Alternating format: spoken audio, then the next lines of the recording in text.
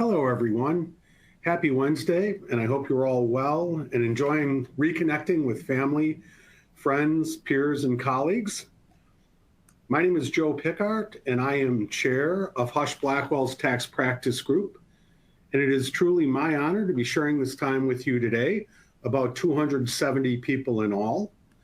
Welcome to our presentation entitled Top-10 Tax Issues for Nonprofits. Before we begin, I would like to cover a few housekeeping items. At the bottom of your audience console, there are multiple application icons for your use during today's program.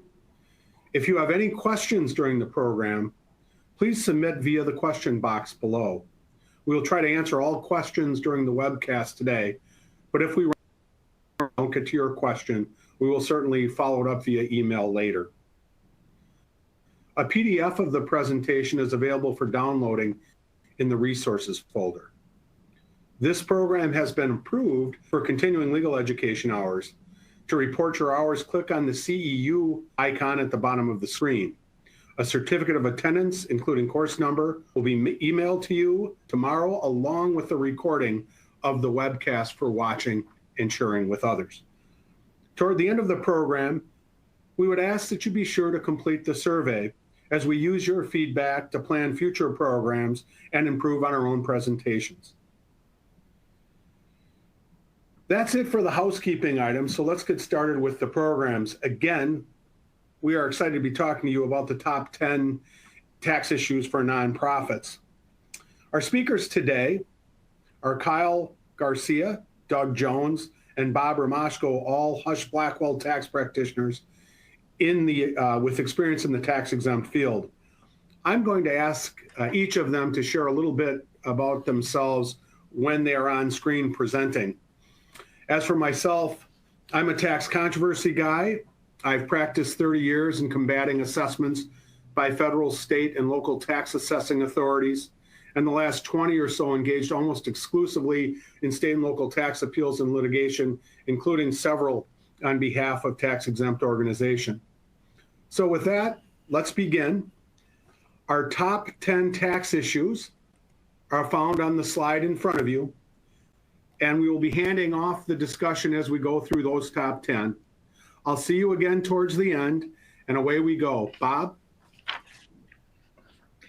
Thanks, everyone. So my name is Bob Romashko. Before I start talking about Forms 990 and filing compliance, just like to introduce myself. I'm a partner here at Husch Blackwell. I've been with the firm for about 5 years. Before I was at Husch Blackwell, I spent about 6 years at the IRS, working in their field counsel office, litigating tax cases on behalf of the IRS. Joe likes to say I came over to the good side. My practice at Husch centers around one, federal tax controversy, two, advising nonprofits on various issues concerning formation and compliance, and then certain other regulatory matters, litigation for various healthcare clients. With that said, my first topic today is Form 990 and filing compliance. In other words, what returns an exempt organization needs to file with the federal government. When we were preparing this list of topics, one issue was, well, is a topic too basic? And I would like to say that whether or not people have a filing requirement or what they need to file, it was too basic. But in my experience and practice, it comes up more than you'd think, especially where I found it comes up is when you have people who have some experience in nonprofits, but get involved in a smaller one and think maybe they aren't subject to filing requirements. So let's walk through what those requirements are. So for starters, certain organizations don't have any filing requirement. Frankly, if you're one of these organizations or you're affiliated with one of them, you probably already know it. But generally, church-affiliated and government organizations fall under that rubric. Other nonprofits generally need to file various returns in the IRS's Form 990 series. If you have gross receipts under $50,000, you file a 990N, which is also called the e-postcard.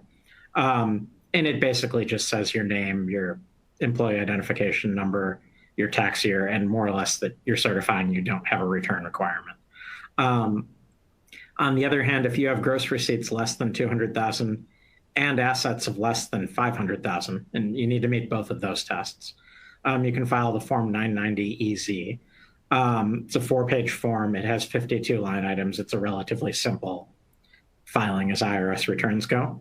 And then for any nonprofit with gross receipts of $200,000 or more, or assets of $500,000 or more, there is the regular Form 990. You're probably all familiar with it, but it's a fairly lengthy form. It has numerous subparts and a total of several hundred line items on it. So it's a pretty complicated filing.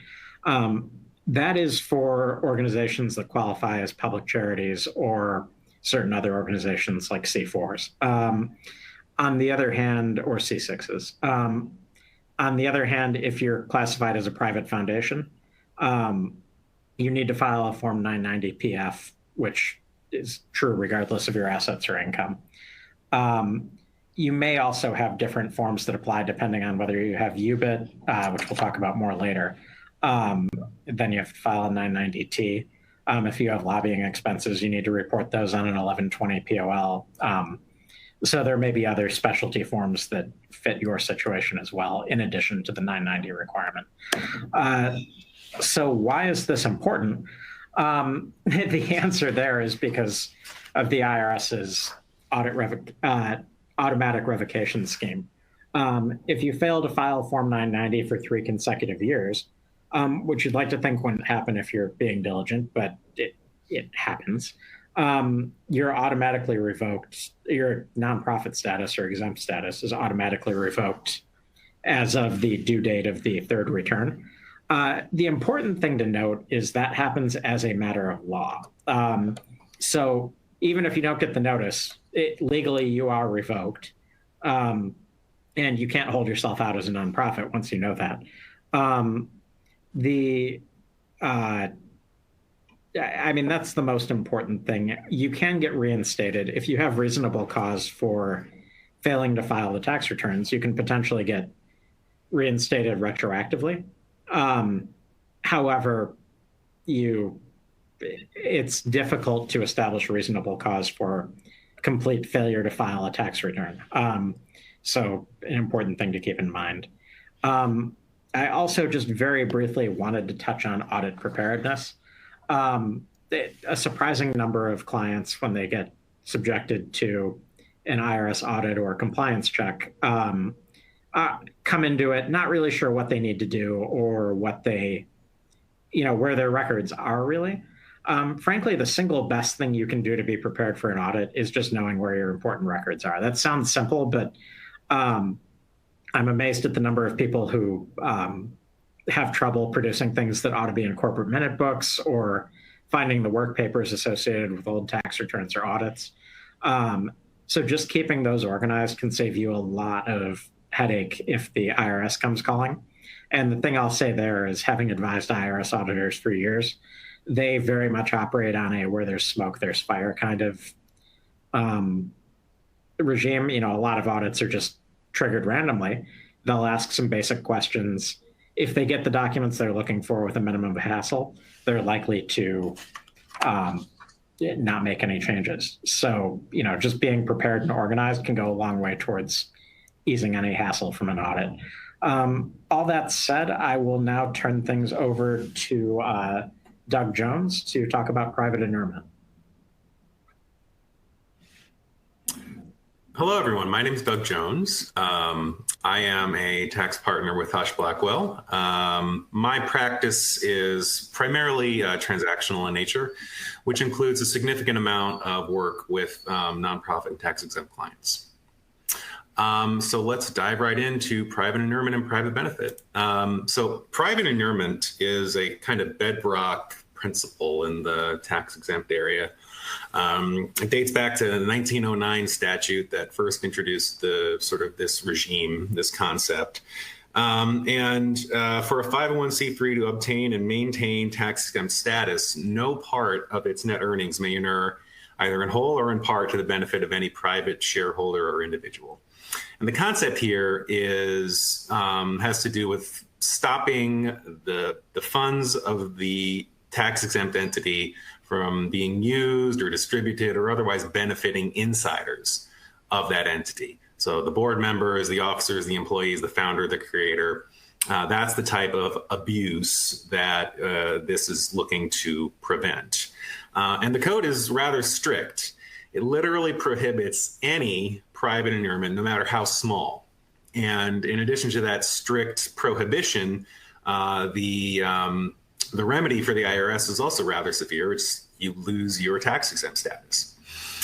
So it's something to keep in mind and be aware of pretty much no matter what the entity is doing. You need to be thinking about in the back of your mind, do we have an inurement issue? And so here are some common examples. An organization paying a dividend to an individual or an entity. Dividends are in quotes because most tax exempts are set up as nonprofit state law corporations, which don't actually have shareholders. So it would just be a distribution, but you get the idea. Excessive compensation, it would be an area where this comes up a lot. A loan, a lease, or some other payment on non-market terms, or bargain sale of assets, where an insider is purchasing an asset for less than it's actually worth. Now, so that's private inurement. There is a similar and related concept, but distinguishable in private benefit. Now, in addition to the prohibition of private inurement, C3 also has to be organized and operated to confer a public rather than a private benefit. So this analysis is focused more on the beneficial class that the organization serves. The class has to be sufficiently broad so to be considered public rather than private. So in essence, the organization's activities have to benefit a charitable class rather than a select group of persons. So you can think of a scholarship program providing scholarships to low-income students in a particular geographical area, say a city. And that would be a public class probably. But if you keep shrinking the size of that geographic restriction down to, a neighborhood or a block, well, you start to get into a problem there because you are no longer have a sufficiently large class, and it starts to look like you're just benefiting a select group of people.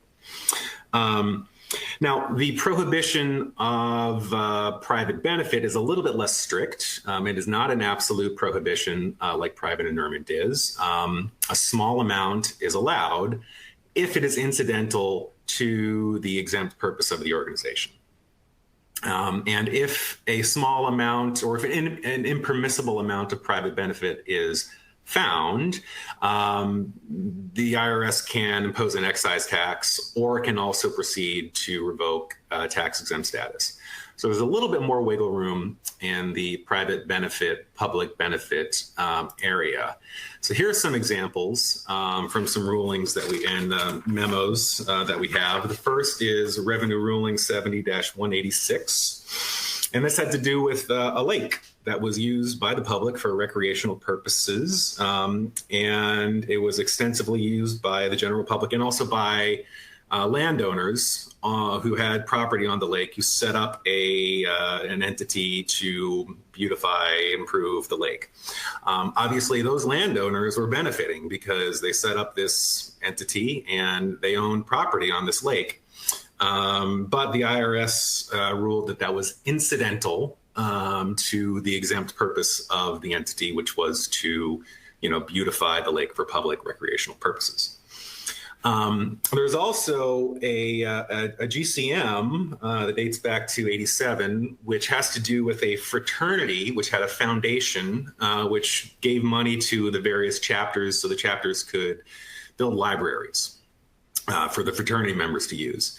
And this memo reaches the conclusion that that's okay, that benefit is incidental, and what they're doing is they're lessening the burden on the university to update its own library facilities. So what this fraternity foundation was doing was not found to have a private benefit problem. Now, my read on that is that's probably pretty close to as far as you can go before you start really having a problem. And I wonder if the person who wrote that memo was a member of that fraternity. But know that there's a little bit more wiggle room in the private public benefit arena than there is in the private inurement arena. And, kind of this is one of those areas where facts matter. It's a fact-centric, case-by-case thing, and kind of your gut reaction kind of matters quite a bit. So with that, we will turn it over to our next presenter. Thanks, Doug. Hi, everyone. My name is Kyle Garcia. I'm an associate here at Husch Blackwell. I am on the tax team. My practice includes various federal and state tax matters, but primarily it's focused on tax credits. So a little bit about myself. This is actually my third career. My first and ongoing career is being a husband and a father to my 7-year-old son, Lewis. So my previous career, I was in the United States Marine Corps for a little over 7 years and medically retired in 2013. And my current career, now I'm practicing tax law, and I find all three to be equally challenging in their own unique ways. But I'm very pleased to be presenting on this topic today. And the first topic I am presenting is fundraising events. So why are fundraising events important? The main reason why you might think fundraising is so important for nonprofits, and especially for public charities who rely on broad public support, is because without revenue, nonprofits wouldn't have the money they need to fulfill the causes that they're supporting. But generally, special events don't raise lots of money, and many are fortunate just to break even. So if that's the case, then why do nonprofits still hold special events, despite the fact that they might cost the organization money? Well, the reason is because special fundraising events can call attention to the organization's cause or to their mission or the organization itself or a specific person that they're honoring at the event. They also provide the organization with an opportunity to promote its mission to the public, to new groups of people who may be unfamiliar with the organization and its cause, or all of the above. Special events are a great opportunity to provide people with that information, but also to receive information from new attendees who could attend future events and potentially become donors and even volunteers. So while there are strategic reasons an organization may select a particular fundraising event, at a minimum, an organization should consider both cost and time that will go into the event. And if you see on the slide here, I've selected some of the more common fundraising events, but with the exception of the very last one, I've ordered them in terms of profitability on return on investment for raising for that specific fundraiser. So I'm just going to discuss each one. A fun run is just a broad category that can also include a walk, but it's basically any length that's not competitive. And runners will often dress up in costumes. They'll have team themes. It's a very fun event. And they also have among these events some of the highest return on investments. So if your goal is to break even or make revenue, then that should probably be a fundraising event to consider. Usually sponsors will donate a certain amount of dollars for every lap of the course a competitor completes, and this encourages the participant to run as many laps as possible to support the cause.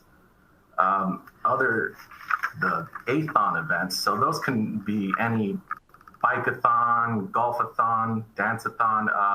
There's one in the UK that in 2014 raised over 5 million euros, and it's called the Dryathlon, where they challenge participants to abstain from alcohol for 1 month.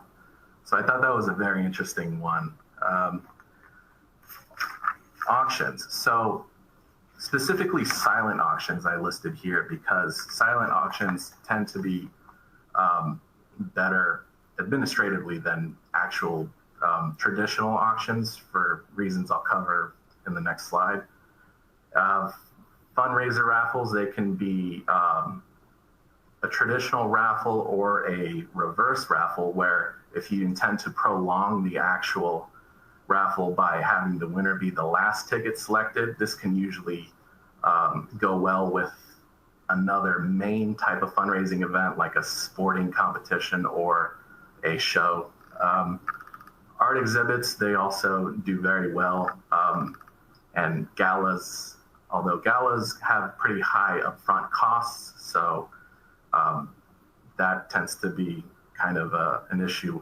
And the last one, casino nights. Now, I listed that not because it's a very successful fundraising event, but it's one of my favorites. And also, it's a good segue to the next slide for other issues that you'll want to consider when you're selecting fundraisers. So for casino nights, you may want to consider any applicable state or local gaming licensing requirements and gaming laws, because that can be considered gambling in many states, and you'll want to comply with the laws on that.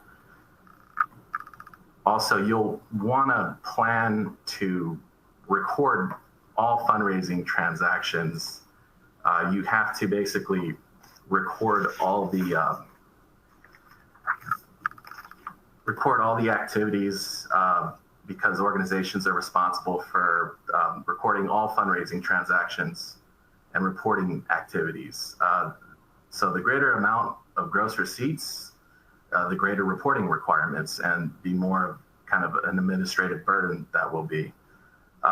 The level of detail that goes into record keeping is up to the individual organization. However, it must keep records to certain records to satisfy various reporting needs unique to that organization. Generally, fundraising activities and the activities to support these events are also reported. Those include publicizing the event, maintaining donor mailing lists, preparing and distributing fundraising manuals, instructions, and other materials, professional fundraising services, which I'll cover in a later topic, conducting other activities involved with soliciting contributions from individuals, foundations, governments, and others. So these are some considerations that you may want to remember when selecting a fundraising event. You also want to record cash contributions and non-cash contributions. Cash contributions are money received in the form of cash, checks, money orders, credit card charges, wire transfers, and other transfers and deposits to the organization's cash account. And non-cash contributions are everything else. So documents that show gross receipts, they include donor correspondence, pledge documents, cash register tapes, bank deposit slips, receipt books, and the organization will be responsible for tracking the names of each contributor and the amounts received from them. And so depending on the amounts received, the organization may be subject to Schedule B on Form 990 as a filing requirement. Another consideration are quid pro quo contributions, which is a payment that is a contribution and part payment for goods or services received. And basically, if it exceeds $75, the organization must issue to the donor a timely written disclosure statement. There are certain exceptions, like the token exception or membership benefits exception, which I won't go into detail on. However, you'll want to look into those if you are having quid pro quo contributions in your fundraising event. A written disclosure statement is a notice that discloses to the donors that they can only deduct the amount of the payment that is more than the value of the goods or services they received. This statement must also give a good faith estimate of the goods or services value, and the organization can give the donor statement either when it solicits or when it receives the payment from the donor. Then I covered state and local gaming licensing requirements, and you also want to consider tax consequences to donors and prize recipients. So I was working on a matter that the organization planned to sell a painting that it had purchased years ago, but the painting's value increased over time, and they were planning to hold a raffle. And so in the state that they were in, it would have been subject to withdrawing, where the person who received the prize would have to basically withhold a certain amount and remit that and report that. So it's that's a consideration that you'll want to consider, and that might deter getting a lot of participants to want to basically buy raffle tickets. So the next slide, I will pass it back to Doug for fiscal sponsorship. Thank you, Kyle. All right, so the next topic is fiscal sponsorship. And we have got a lot of topics to get through, so I'm going to try and go through this kind of quickly. A fiscal sponsorship is essentially a contractual relationship between an early stage charitable project and an entity that's already secured its tax exempt status. The project may or may not have an entity set up to house its operations, and usually it hasn't secured its own tax exempt status. And the idea here is this is a way to allow donors to give earmarked money to an established organization that's deductible and that will be used for the charitable work of the project that has yet to obtain its own tax exempt status. And there are, so here's an example. We've got Community Services, Inc., which is a homelessness services organization, and another organization called Harm Reduction Now, which runs a needle exchange program, comes to them and says, we don't have a tax exempt status yet. We don't even have an entity. We're having a hard time getting donors. We'd like to expand our services to provide more services to more people. Can you help us? Will you be our fiscal sponsor? So, there are some pros and cons to entering into this kind of relationship. So in this example, the big worrying issue is that, if this was in Texas, needle exchange programs are technically illegal. However, some jurisdictions enter into non-prosecution agreements with respect to them. So this is, at best, a gray area for Community Services, Inc. They want to provide these services, but they don't want to do something unnecessarily risky. So how do they analyze this?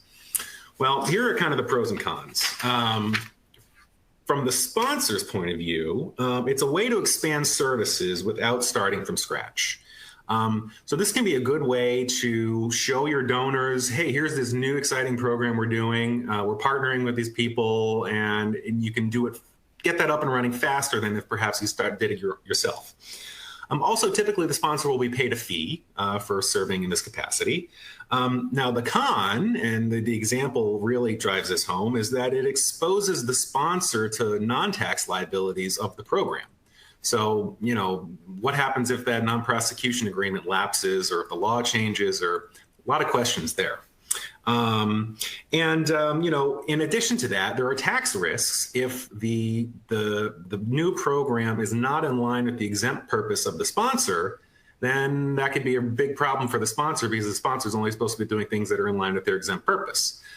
So that's something that needs to be analyzed before you enter into one of these agreements. Now, from the sponsee's point of view, the pros are it's a way to fund an early stage project without having to go through the whole setting up an entity, applying for tax exempt status. In addition to that, the sponsor will provide often other sort of back office support services. Now, the cons are that, of course, there's that fee that they're going to have to pay. And also the sponsee, the program is going to have to be kind of under the thumb and control of the sponsor by necessity. And that may be a problem depending on who the sponsee is and what kind of relationship they have with the sponsor. So if you are going to consider this, here are some best practices. It should be reduced to a written agreement. The sponsor is going to have to accept earmarked donations and act as guardian of the funds for sponsee. The sponsor must use the funds to fund the project, net of any fee, and the project has to further the sponsor's own exempt purpose. The sponsor, by necessity, has to retain discretion and control over the use of the funds. So the buck stops with the sponsor, and it's their kind of decision at the end of the day, and that's important. It needs to have that feature baked into it because they're the ones receiving the money and allowing the donor to take the deduction. So they really have to have that control. The sponsor has to maintain records that substantiate the use of the funds, and it should be limited in time. There should be an exit plan. Eventually, the project should mature, and one of two things should happen. It should either go out and get its own entity set up and secure its own tax-exempt status, or it should just become a part of the sponsor. And I will say my own kind of personal view on this is that the amount of time it takes to properly set up a fiscal sponsorship relationship is roughly equivalent to the amount of time it takes to set up a new entity and get tax-exempt status. So if the only reason to do this is to avoid that, then you ought to kind of reconsider a little bit. But there are other reasons to do it, and people do it. So just, go in with your eyes open and make sure you're trying to stick to those best practices. And I will now hand it over to our next presenter.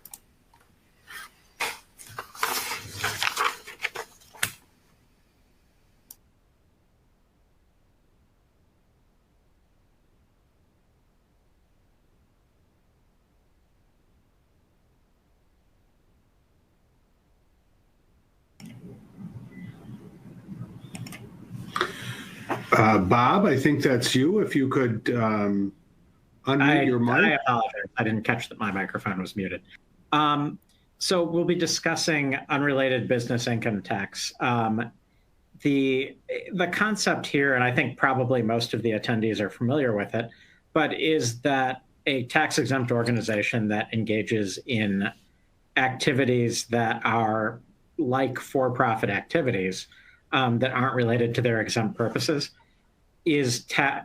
those organizations are taxed on those activities as though they were for-profit organizations at the same corporate tax rates.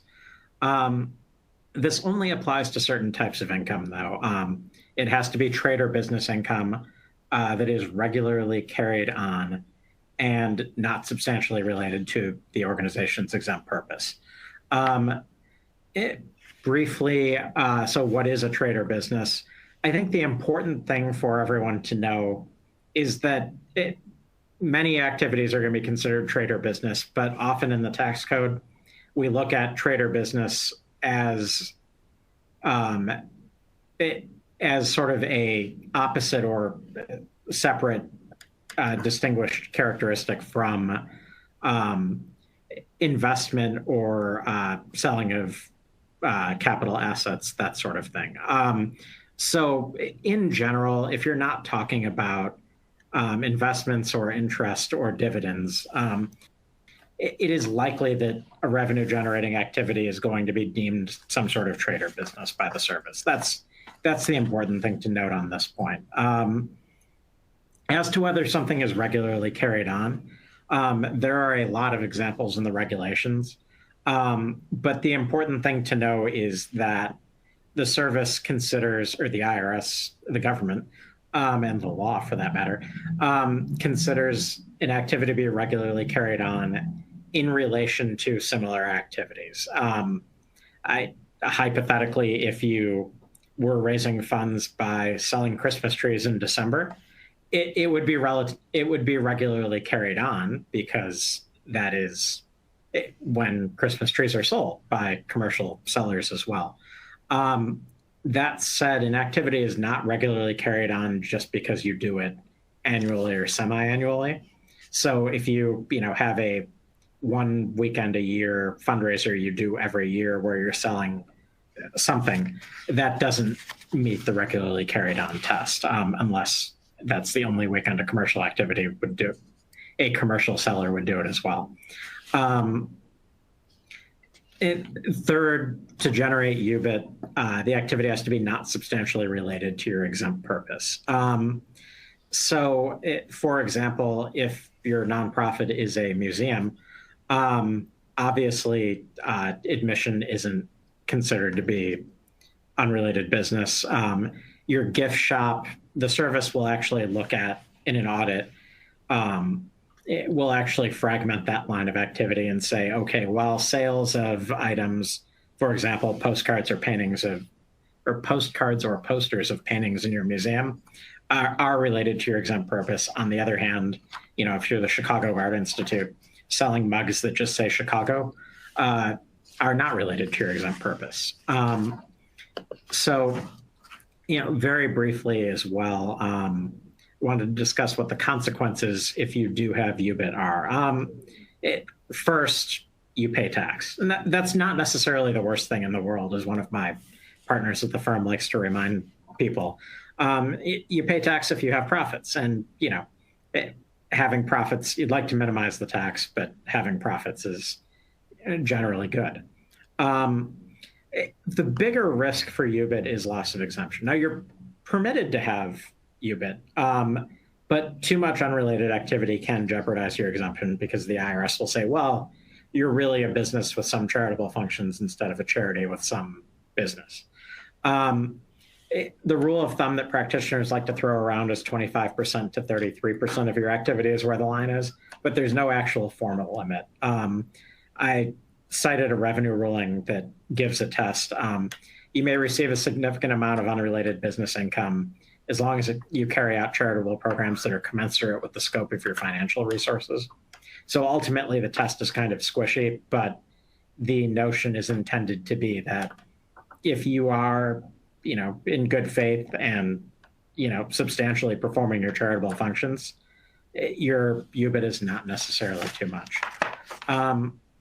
So that's the overview of that. We've provided some additional detail on the slides to help you spot issues. This is often an area where there are a lot of gray areas, and small changes to your activity can save you a lot of headaches down the road. So it's always best to look at these issues carefully when you're engaging in a new line of business rather than after the fact. Next up, Kyle will discuss lobbying and political activities. Thanks, Bob. So 501c3 provides that no substantial part of the organization's activities may consist of activities that influence legislation.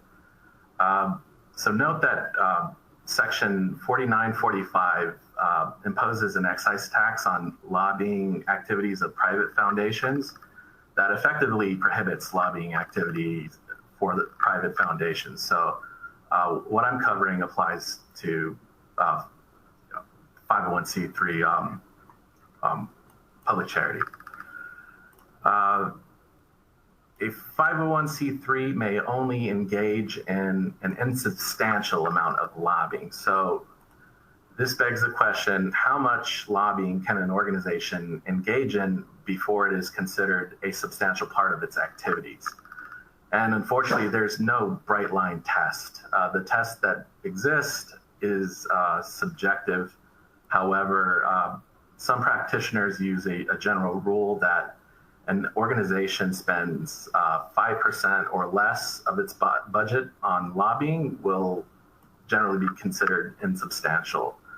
The IRS has actually informally stated that a threshold between 5% and 15% may be used in a private letter ruling. And one of the main cases on this point, it was held to be insubstantial and in a case where it exceeded, I believe it was 15%. It was actually somewhere between 16.6 and 20.5%. So that 5% isn't always correct, especially if mistakes are made. May want to consider this test, but generally you want to elect with the safe harbor that I'll explain in the next few slides. So what does attempting to influence legislation mean? So basically that's lobbying, which there's no clear definition of lobbying activities, but regulations do provide that lobbying includes contacting legislators or the public to propose or oppose legislation, or advocating the adoption or rejection of legislation. There are certain activities that are exempt or that fall out of the kind of this definition.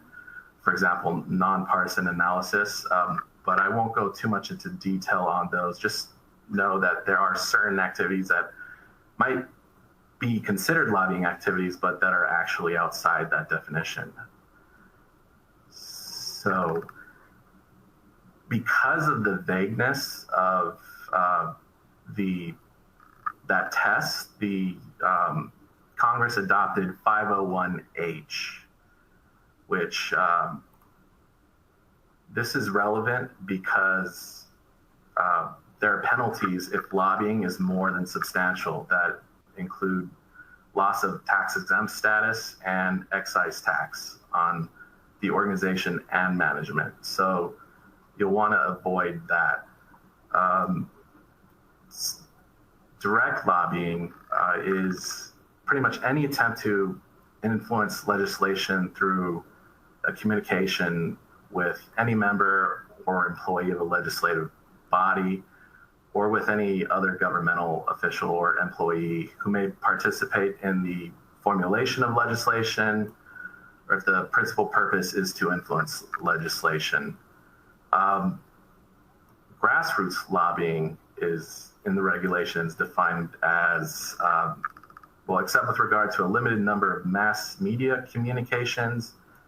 It includes communications that refer to specific legislation, reflect a view on the legislation, and encourage the recipient of the communication to take action with respect to such legislation. So pretty much that third, encouraging the recipient to take action, is like the key that what distinguishes direct from grassroots lobbying. So 501H, essentially it redefines the substantial part test in terms of normally, and it makes lobbying expenditures that are in excess of the lobbying ceiling amount, or grassroots expenditures that are in excess of the grassroots ceiling amount. Basically, the terms of lobbying expenditures and grassroots expenditures, they mean expenditures for direct and grassroots lobbying as defined in section 4911D.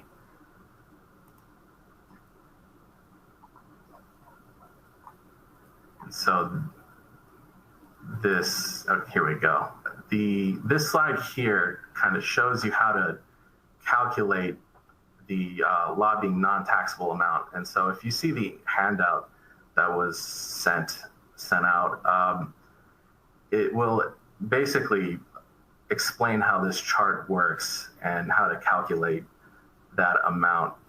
But to just explain it real quickly, what you want to do is first, you're going to just calculate all the exempt purpose expenditures. So in the handout, that would be 1 through 4.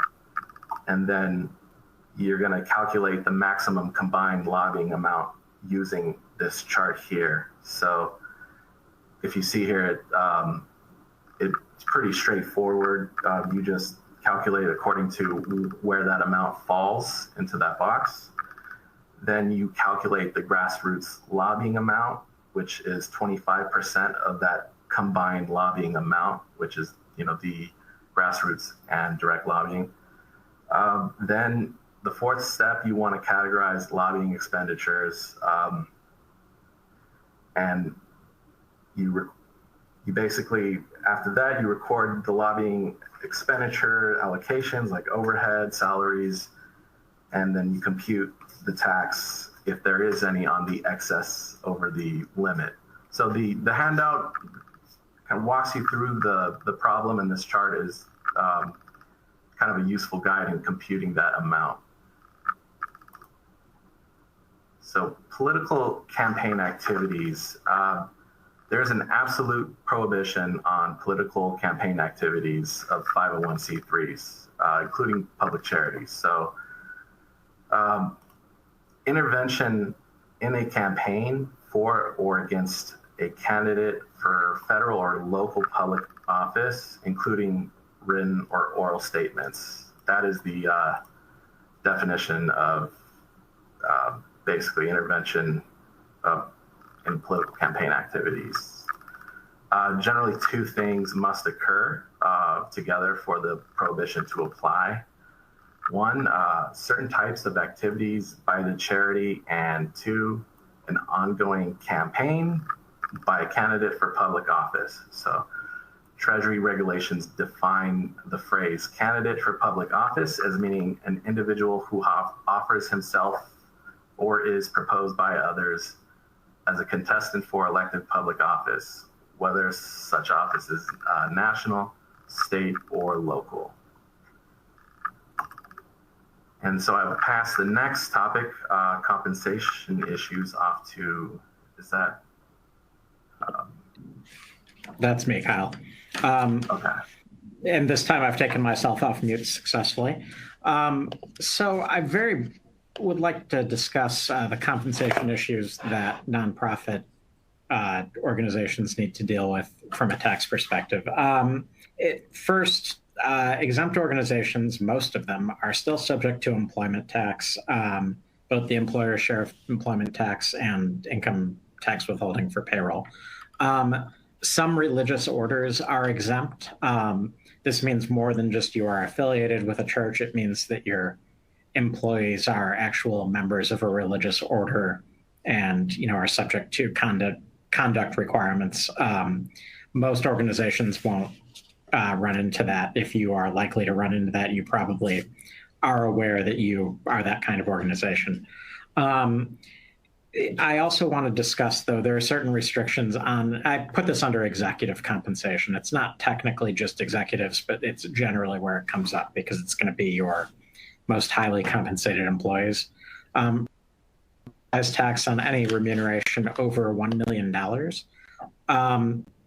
Relatively few nonprofits will run into this. However, if you do have employees who make more than that, it is something to look out for. It's a relatively recent change to the law. It's in the TCJA. So you need to be aware of it if you happen to have employees at over $1 million. The other area, and this is more common, is excess benefit transactions. And the broad notion here is that an organization that is paying its officers, directors, or family members of donors, it needs to be sure that persons with influence over the organization aren't influencing the organization to basically unfairly distribute or unreasonably distribute funds to those persons. So the question is really whether benefits above fair market value are made to someone in a position to exert substantial influence over the organization. If they are, the IRS can impose taxes on the recipient of the funds and on the managers who approve the transaction. The specific taxes are laid out on the slide, but the important thing to note is that incidence of taxation doesn't fall on the organization.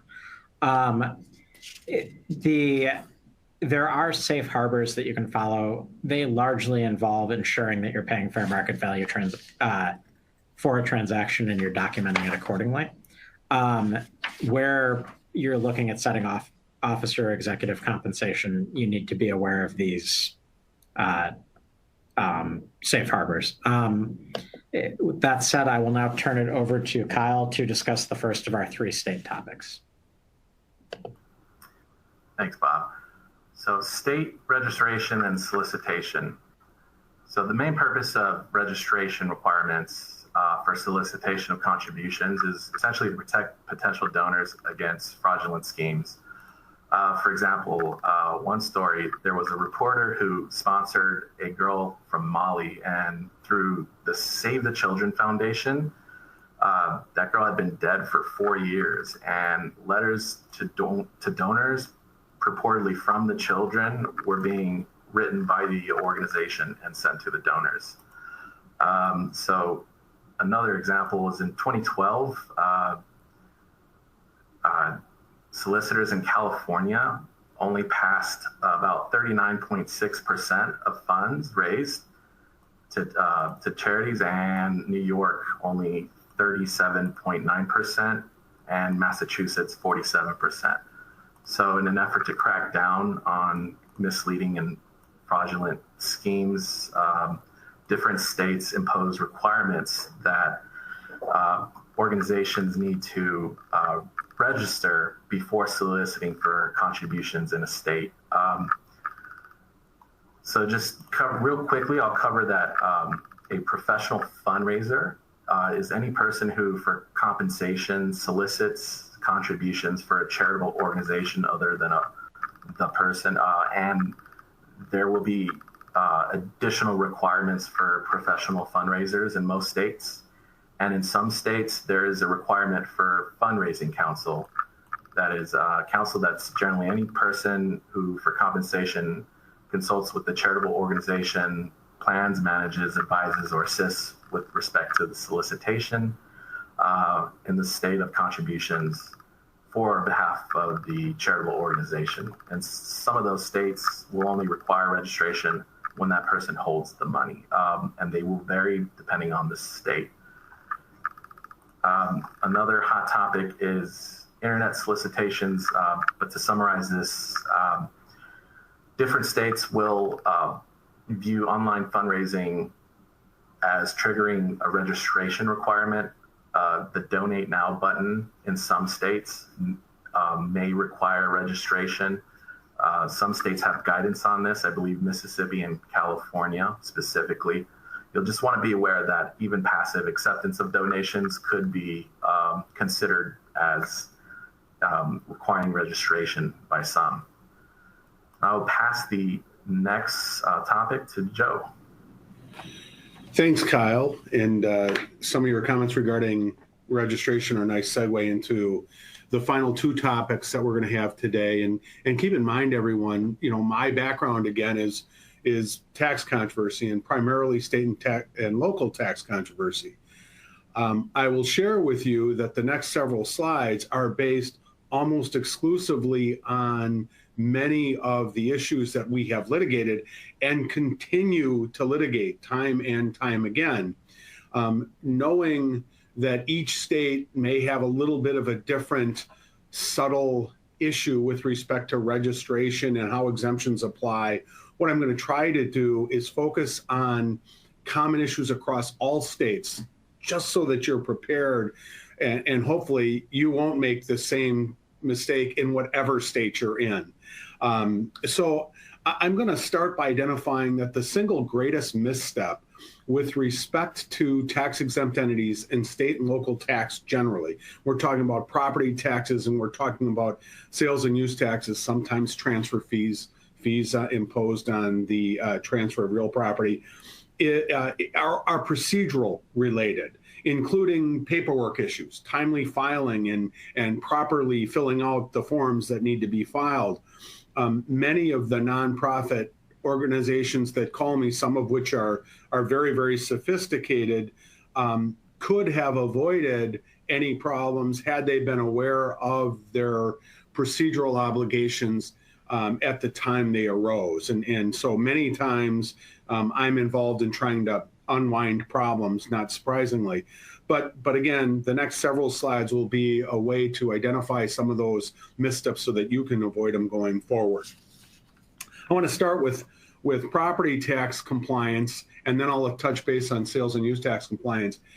Most states right now exempt some or all types of nonprofit property used for specified purposes, typically for purposes consistent with the nonprofit's mission. The single greatest activity we're seeing that's causing problems is relates to exemption applications. And since 2000, I would say, more states and more municipalities have imposed requirements on tax-exempt entities to notify the tax-exempt entity, whether at a local level or at a larger level, to file an application by a certain deadline in order to treat property as exempt. Most states and municipalities don't make that a recurring exemption application.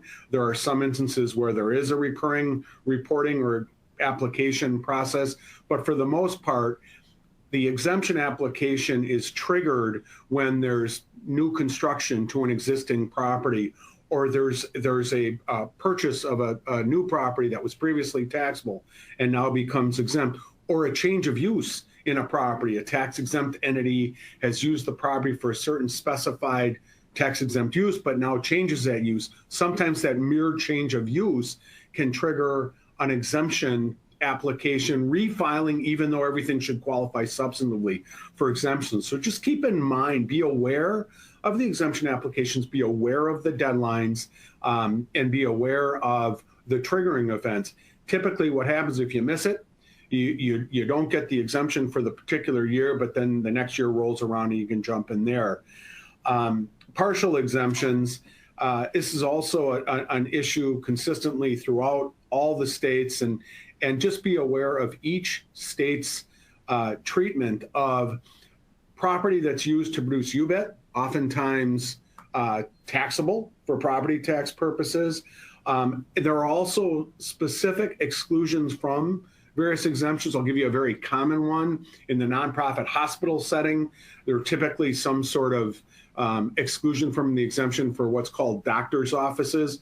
There's all sorts of litigation on what a doctor's office is, but just be aware that in most of the exemptions out there for nonprofit, there are some very specific exclusion language, and you should understand and be aware of that as you go forward. Be aware of strange and unique rules that can impact your exemption. For example, we know for a fact that some states have certain requirements regarding property that's leased between a tax exempt and another tax exempt. And in some states, that property remains exempt only if the lessor uses the leasehold income for certain qualified purposes, which can be a real problem depending what qualified purposes or expenses are appropriate. For example, some states will say the property remains exempt only if the lessor, tax exempt, uses the leasehold income from the lessee for maintenance of the property or construction debt retirement, very limited qualified expenses. If you don't meet that, you blow the exemption and you're paying tax. Another tidbit on that, if you are engaging in leases, please be aware of the provision that should be inserted as to who will be responsible for the taxes if taxes are due and owing. Over the past 20 years, I've seen an increase in tax exempts being aware of the possibility that assessors may assess the property. Just take that into account as you go forward. Two other exemption issues. You typically have to pay to play, which means you got to come out of pocket for the taxes and then appeal. And right now we are seeing an amazing amount of leverage being, I almost say bullying on the part of assessors to enter into pilot agreements, payments in lieu of taxes. So they're suggesting that they will remove the exemption unless a voluntary pilot payment is made. There are all sorts of ways you can come back on that. And just be aware that oftentimes that's where they're heading. I'm not going to spend a lot of time on valuation issues because hopefully it won't happen. The valuation typically pops up when someone's missed an exemption application deadline and the property becomes assessable. All you need to know is there a couple of things in terms of if assessable at what value. It's typically fair market value, and that's determined by an arm's length sale of that property or reasonably comparable properties, which is not always easy in the tax exempt setting. So oftentimes the assessor will value it on a construction cost approach. Know that transfer fee returns is filed on transfers often are sources of information on what the property should be assessed at. And a tip I do want to share with you is if you find yourself in the position where you're arguing for value on property that no longer qualifies for exemption, consider the value of an informal conference with the assessor, which often depends, if I may jump ahead, on who that assessor is. Third-party contractors who are oftentimes paid in bulk or by parcel aren't interested in appealing. So every time there's a third-party contractor involved, whether my taxpayer is tax exempt or not, I try to get into that third-party contractor ahead of time in order to make some sort of valuation reduction attempt, just because I know they don't want to go to court. They don't want to be a witness at some point. And there's a real high success rate at that. And know if your assessor is receptive or adversarial. When the assessor is adversarial on valuation issues, I take a complete different approach. I make sure everything is in writing. I confirm it all the time, and we go from there. On the sale and use tax side, basically a couple points. There's a tutorial that's for anyone's use. If you're not familiar with sales and use tax, it generally goes over the specific rules. But I want to spend just a minute on general tips and traps before we wrap up. The single biggest issue that we are seeing right now with tax exempts is they don't realize that most times their sales are not taxable. So they should be charging sales tax if it is a taxable transaction, i.e. if it is a non-exempt sale of tangible personal property, or if it is a sale of specifically enumerated taxable services. If you claim an exemption, get the required determination or documentation, get the certificate of exempt status or the exemption certificate or whatever is required in your state so that you can pull that out if you ever get audited. Last point I want to make on state sales tax compliance is COVID has been interesting. We've all kind of expanded. A lot of entities have expanded who their customers are because our customers are now all over the place. And if you are selling into another state in a taxable transaction, you have to make sure that you are not obligated to file returns in that other state. There are all sorts of rules that have come out within the last year as to when remote sellers, out-of-state sellers, are required to collect another state's taxes. It usually depends on the number of transactions, usually 100, 250, or 500 in a given period of time a year, or the revenue generated could be 200,000, 500,000, couple million. But just be aware, if you're selling in other states and it's more than trivial, you may have a tax reporting obligation for sales tax purposes that you have to consider. And then finally, know what services are taxable and get a sense for that. That is clearly a problem. With that, it's 1:03. We're a little over. I want to thank you all for joining us today. I've seen a number of questions that we've answered. We'll answer the rest, I promise, via email or otherwise. I truly hope that the information was helpful to you and your organization, and you found an otherwise dry topic somewhat entertaining. As a reminder, this program has been approved for continuing legal education hours. To report your hours, click on the CEU icon at the bottom of the screen. Again, a certificate, including the course number, will be emailed to you along with the presentation, which you can view again and share. And then finally, I would respectfully ask that you complete our short survey if you would. We value your feedback. This concludes our webinar. Thank you for spending this, and best of luck to you in your endeavors, and healthy and safe day.